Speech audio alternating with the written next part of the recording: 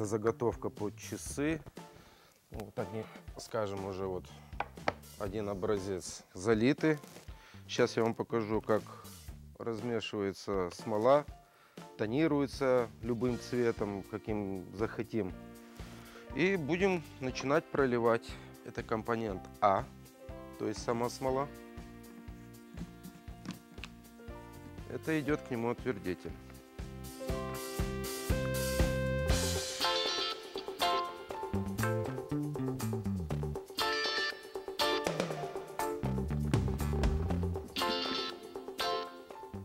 И очень тщательно, на протяжении 3-5 минут это надо все размешивать.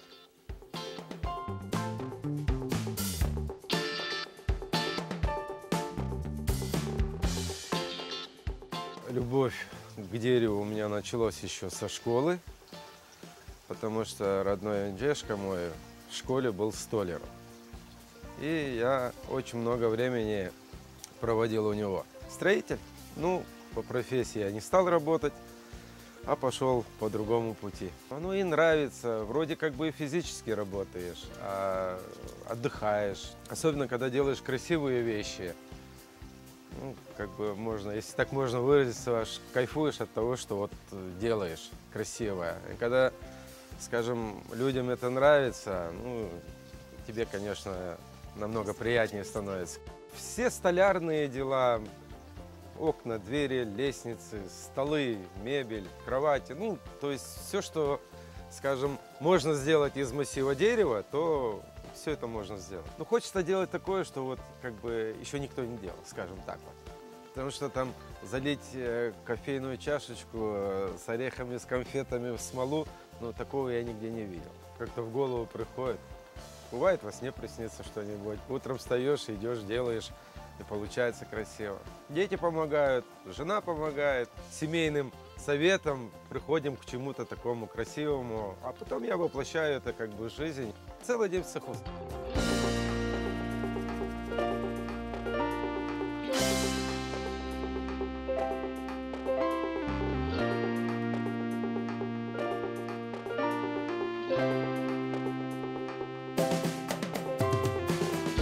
Если честно, я даже не знаю, кто в Крыму занимается так, как я.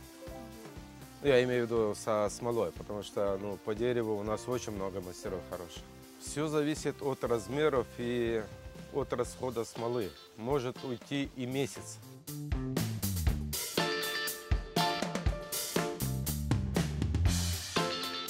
Думаешь о том, что ты именно в этот момент ты делаешь, потому что станки – это техника безопасности, это в первую очередь. Потому что там думать, петь о чем-то там, нельзя, это очень опасно, потому что, бывали случаи, и за это, четко мысли только о том, что ты делаешь. Я все-таки крымский татарин, и, восточное – это же все-таки наше. Я делаю в любом направлении. Эта работа не может в одном направлении быть, вот именно там, скажем, восточном, там, в нашем крымско-татарском, потому что заказчики разные бывают. Ассортимент такой, что есть и восточное, есть и классическое. То есть все, что я делаю, если бы мне оно не нравилось, я бы это не делал. Это во-первых. Если вот что-то пришло в голову, иду, делаю. Бывает, конечно, потом в конечном итоге, что что-то мне не нравится, могу переделать.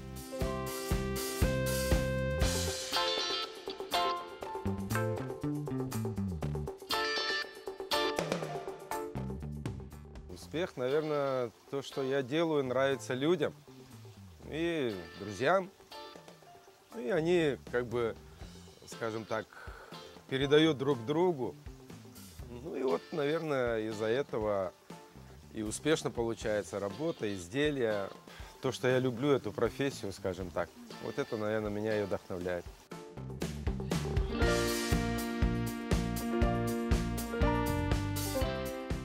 Я еще и, можно сказать, спортсмен по стендовой стрельбе. Также я и занимаюсь охотой. Это хобби. Это, можно сказать, такая немножко как бы отдушина, когда после работы можно с друзьями выехать на охоту там, на утиную охоту, ну, на любую охоту. Это свой такой охотничий коллектив. Я больше 10 лет уже стреляю, ну, компакт-спортинг. Ну, получается, когда получается, завоевываю первые места, когда не получается, завоевываю вторые, третьи, а то бывает и без медалей.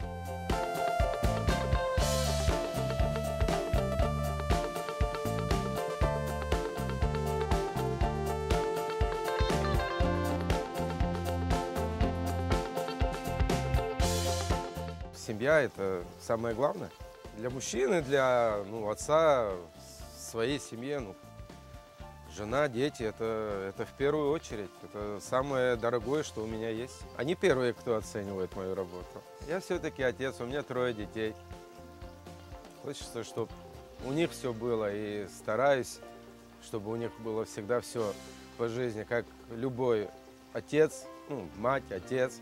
Они желают только своим детям добро. И хотят, чтобы у них по жизни было всегда все хорошо. Вот это, наверное, и есть мечта, чтобы мои дети, чтобы у них в жизни всегда было все хорошо. И я, наверное, этим буду заниматься, если не грубо будет сказано, до конца своих дней.